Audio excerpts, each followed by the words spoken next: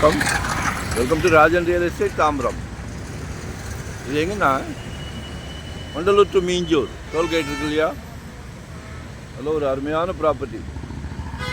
Commercial come residence, என்ன வேணாலும் பண்ணலாம். பாருங்கள், விழா கோலம் போல் எப்பவும் 24 மணி நேரமும் ஜெய் ஜெய் ஜெய் ஜெயின்னு இருக்கும்.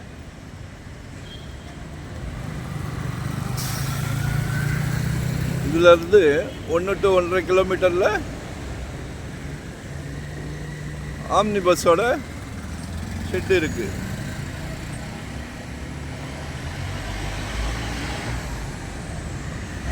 இதிலிருந்து ஒரு 4 கிலோமீட்டரில் வண்டலூர் ஜூ கிளாம்பாக்கம் டெர்மினஸ். சரிங்களா?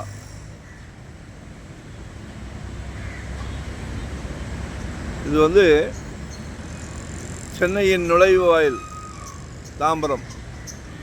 ஆனால் நம்ம போரூர் டோல்கேட்டு போடும் போது காடு மாதிரி இருந்தது.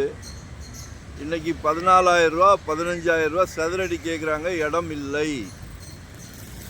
எவ்வளோ ஹோட்டல்ஸ், ரெஸ்டாரண்ட், கமர்ஷியலாக நிறையா வந்துருச்சு. நிறையா பேர் ஆஃபீஸ் போட்டிருக்காங்க, ரூம்ஸ் போட்டிருக்காங்க, ஃபுல் ஸ்விங்கில் போய்கிட்டு இருக்கு. ஆனால் இடம் இல்லை. ஆனால் இது பாருங்கள், ஒரு 1,500 சதுரடி. கமர்ஷியல் வேணாலும் யூஸ் பண்ணலாம், ரூம்ஸ் போடலாம்.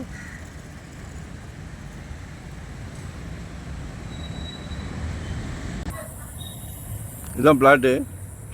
இது ஆக்சுவலாக 60க்கு 50, ஃப்ரண்டேஜ் 60, சவுத் ஃபேஸிங், வெஸ்ட் ஃபேஸிங்கில் 50, 3000 சதுரடி.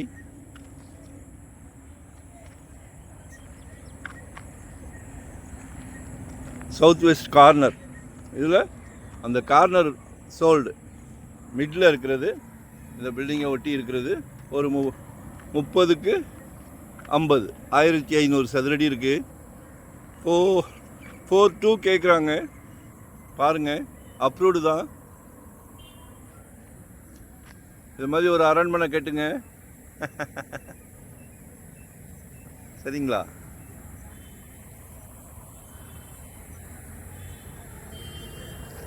இல்லை கீழே ஆஃபீஸ் மாதிரி கடைகள் கட்டிட்டு மேலே ரூம்ஸ் போடலாம். உடனே புக் ஆகும். 4,200 rupees.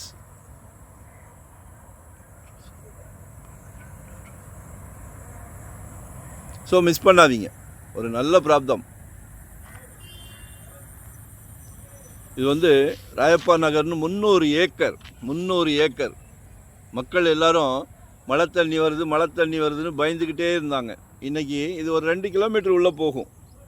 2 கிலோமீட்டருக்கு அங்கே 3,500 ரூபா லேவுட் போட்டு சின்ன லேவுட்டாக போட்டு எல்லாமே சோல்டு. உடனே தாம்பரத்தில் எங்கே 3,500 ரூபாய்க்கு இடம் கிடைக்குது? சரியா? நிறையா இன்வெஸ்டர்ஸ் நிறையா வீடு கட்டிக்கிட்டு இருக்கிறாங்க. வில் பவரோடு வாங்கி போடுங்க, மன தைரியம். நம்ம தயங்கினோன்னா ஒரு 6 மாதம் கழித்து பார்த்தா ஒரு 1,000 ரூபா கூடிடுது. 6 மாதம்தான் 1,000 ரூபா கூடிடுது. இது நகைச்சுவையாக இல்லை, நிஜம்.